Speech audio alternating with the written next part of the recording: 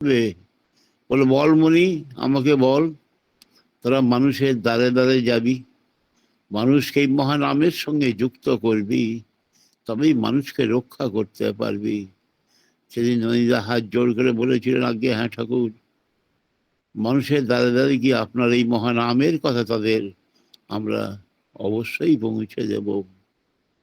সেই যে আরম্ভ হলো মানুষের দ্বারে দ্বারে সেই নাম পৌঁছানোর কথা, যেটা আজও চলেছে। কিন্তু সমস্যা হচ্ছে, ঠাকুরের এই যে বিধান দেওয়া আছে, মেনলি যজন যাজন ইষ্টভৃতি সস্ত্রণী সদাচার, পঞ্চবিধান দেওয়া আছে।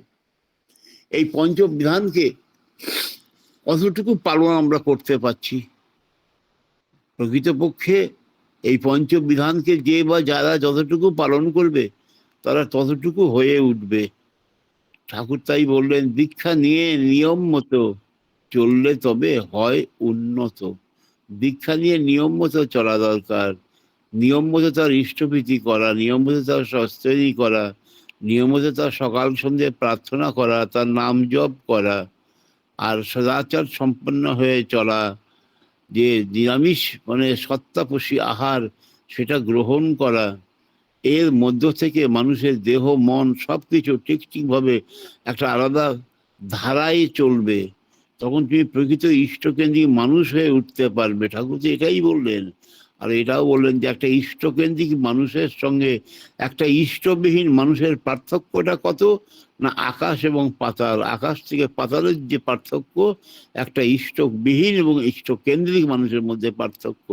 আর একটা ইষ্টকেন্দ্রিক মানুষ যদি মানুষ হয়ে উঠতে পারে, তাহলে তার মধ্যে যে মানসিক শান্তি, যেটা আজকের যুগে বড়ই অভাব, এই শান্তি তার মধ্যে বিরাজ করবে। সব থেকে বড়, টাকাতে শান্তি আসবে না, বৈভবে শান্তি আসবে না, তাতে অশান্তি সৃষ্টি হবে, ভয় থাকবে। কিন্তু মানুষ যখন ইষ্টকেন্দ্রিক হয়ে নামের মধ্যে দিয়ে চলতে আরম্ভ করবে, তাকে মাথায় বহন করে নিয়ে চলবে, তখন সে পরম মঙ্গল অধিকারী হয়ে মহা শান্তিতে মহা সুখে পরমানন্দে সে জীবনকে মানে অগ্রগতির পথে আগিয়ে নিয়ে চলতে পারবে। সেখানে তার কোনো ভয় থাকবে না, দুঃখ থাকবে না, কষ্ট থাকবে না, গ্লানি থাকবে না, কোনো কিছু থাকবে না। তার একমাত্র সেই আলোর জ্যোতির দিকে তার সেই ধাবমান। যেমন পতঙ্গ ধাবিত হয় আলোর দিকে, তার মানুষের জীবনের সেই গতি হবে ইষ্টকেন্দ্রিক গতি। তাই সে ঠাকুর বললেন, মানুষের জীবনের উদ্দেশ্যই তো হচ্ছে ঈশ্বর প্রাপ্তি। আর ঈশ্বর প্রাপ্তি মানে হচ্ছে ঈশ্বর আপ্তি। কিন্তু নাম ধ্যান করবো, নাম ধ্যান কতটা করব, নাম ধ্যান করবো, নাম ধ্যান কিভাবে করব, নাম ধ্যান করবো কখন করব, অসংখ্য কিছু আমাদের প্রশ্ন থাকে। পরম দয়াল তো তার বাণীর মধ্যে বললেন, উষা নিশায় মন্ত্র সাধন, চলা ফেরায় জপ, যথা সময় ইষ্ট নির্দেশ, মূর্ত করাই তপ। তিনি বলে গেলেন, সবই বললেন আমাদের জন্য। তো উষা নিশায় মন্ত্র সাধন করতে হবে, চলাফেরায় জপ করতে হবে। বললে আমার ভিতরে সেই পরম পিতার যে সেই অনুরণ, সেটা কিন্তু ধ্বনিত হতে আরম্ভ করবে। আজ্ঞা চক্র আমাদের আছে প্রত্যেকে, যেটা শাস্ত্রের ভাষায় আজ্ঞা চক্র বলে, যেটাকে হিন্দিতে তেসরা তিল বলে, যেটাকে বাংলায় যে ইংরাজি যেটাকে থার্ড আই বলে, ওই আজ্ঞা চক্রে ওই ধ্যান করতে হয়। আর ধ্যানের মধ্য দিয়ে আমার দেহের পূর্ণতা প্রাপ্তি হয়। আবার ধ্যান করতে করতে করতে করতে পরমদয়াল এটাও বললেন, আমাদেরকে সতর্ক থাকতে হবে।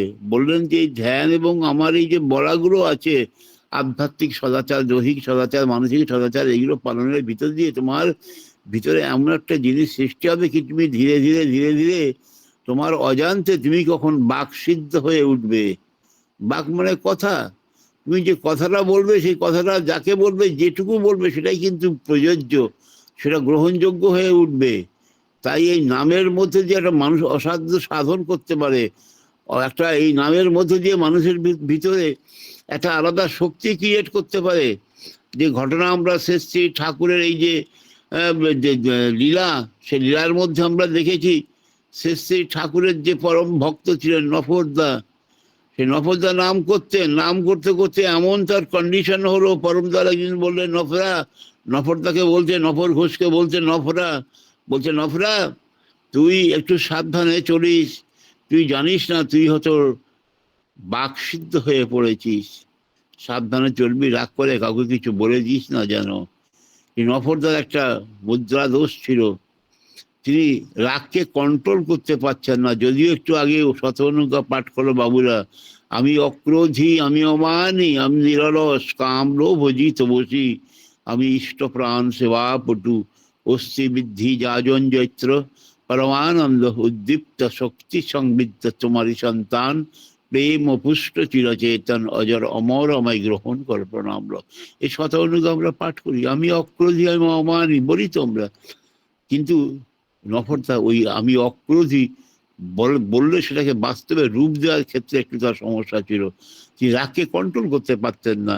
এই রাগের উপরে কন্ট্রোল করতে না পেরে তার পিতার সঙ্গে তার কিন্তু সমস্যা সৃষ্টি হলো।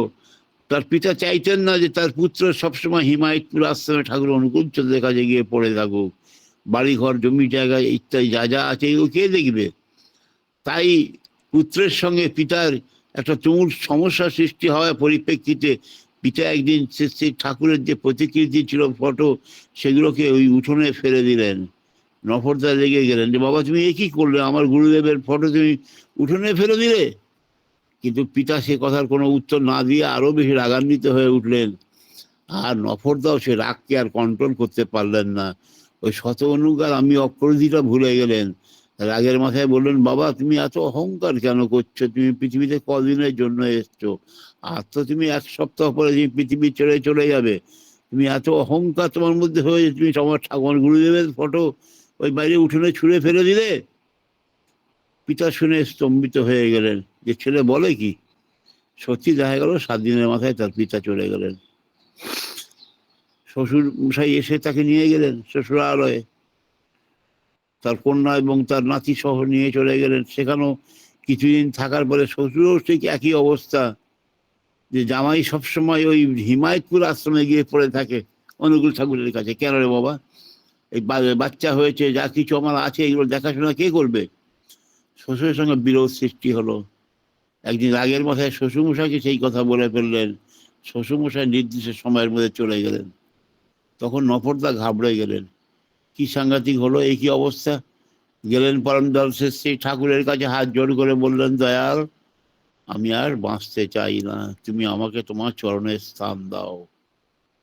পরম দয়াল যিনি ত্রিকালজ্ঞ, যিনি সব কিছু জানেন, তার নজরেতে কিছু বাদ নেই, তবুও তিনি বলছেন, কেন রে নফরদা কি হলো। নফরদা বলছেন, ঠাকুর রাগের মাথায় আমি কি অভিসম্পাত কি করলাম জানি না, আমার পিতা 7 দিনের মাথায় চলে গেলেন। আমার শ্বশুরমশাইকে ওইভাবে কি বলে দিলাম, রাগেতে আমি জানি না ঠাকুর। আমার শ্বশুরমশাই তিনি 3 দিনের মাথায় চলে গেলেন। আমি যদি বেঁচে থাকি তাহলে আমি রাগকে কন্ট্রোল করতে পারছি না ঠাকুর, আমার দিয়ে অনেক মানুষের ক্ষতি হয়ে যাবে, যাকে যা বলে দেবো তাকে সেটাই ঘটে যাবে ঠাকুর, আপনি আমার আপনার শ্রীচরণে স্থান দেন। তাই জানি না, আমরা শুনেছি না যে নফরদা স্বেচ্ছা মৃত্যু বরণ করেছিলেন, ওই পরম দয়ালের কাছে স্বেচ্ছা মৃত্যু চেয়ে নিলেন এবং চলে গেলেন পরম দয়ালের ওই ধামেতে। এবং ওই নফরদা কিন্তু আবারও এসেছিলেন, আমরা জানি না। আমরা জানি শ্রী ঠাকুরের এই দেওঘরের লীলাতে সবাই গেছে শ্রী ঠাকুর দর্শন প্রণাম করতে। এক দম্পতিকে ডেকে পরম দয়াল ইঙ্গিত করে ডাকালেন, ডাকিয়ে বললেন, তোদের সঙ্গে ওই যে ছোট্ট বাচ্চাটা এসছে ওটাকে সাবধানে রাখিস, ওটাকে একটু খুব সুস্থতা যত্নের মধ্যে রাখিস, আর ওকে কোনো আমিষ খাবার মুখে ঠেকাস না। বাচ্চাটি বা ওই দম্পতির বাড়ি হচ্ছে নদিয়ায়। ভক্তরা ঠাকুরকে বললেন, ঠাকুর ওই বাচ্চাটিকে বা ওই দম্পতিকে কেন এই কথা বললেন। সে ঠাকুর বললেন, বলবো না কি রে, ওরে কে জানিস, ওই যে সঙ্গে বাচ্চাটা এসছে ওইটা হচ্ছে নফরা। ওই নফরা তো ছিল ঘোষ গোয়ালা, ওকে মানে ওর দধি ঘৃত মধু এইগুলো মানে সে লোককে কন্ট্রোল করতে পারেনি, আবারও সে ওই গোয়ালার বাড়িতেই এসছে। দেখা গেল হ্যাঁ প্রকৃত সেই দম্পতি, তারা ঘোষ দম্পতি, তার নদিয়ায় তাদের বাড়ি। পরম দয়াল বললেন, ওর মুখে আমিষ খাদ্য ঠেকাস না, ওকে আমিষ না ঠাকুর খায় না, ও খেতে চায় না, না খেতে চাইলে ওকে খাওয়াবি না, ওর মুখে ঠেকাবি না, ও আমার সেই নফরা রে, আমার সেই নফরা। পুনর্জন্ম যে হয় তার প্রমাণ এটাই। আবার আমরা দেখেছি শ্রী ঠাকুরের এই লীলা লীলা প্রসঙ্গে লুৎফর রহমানদার কথা আমরা সবাই জানি। যে মুসলিম ধর্মে বলে পুনর্জন্ম হয় না, মারা গেলে একবারই হয় দোজক না হয় বেহেশতে চলে যায়। কিন্তু আমরা দেখেছি লুৎফর রহমানদার ক্ষেত্রে সেই ঠাকুরের সেই লীলার মধ্য দিয়ে লুৎফর রহমদাকেও বলে দিয়েছিলেন যে তুমি তো এই জন্মে মুসলমান হয়ে জন্মেছ, তুমি পূর্বজন্মে কি ছিলে জানো? পূর্বজন্মে তুমি ব্রাহ্মণের ঘরে জন্মগ্রহণ করেছিলে, তখন তোমার নাম ছিল কানাই ভট্টাচার্য। তিনি সব বলে দিলেন। এবং শুধু তাই নয়, লুৎফর রহমানদা যখন আগ্রহী হলেন পূর্বজন্মের স্মৃতিকে নিয়ে চোখে দেখার জন্য, ঠাকুর ঠিকানা বলে দিলেন।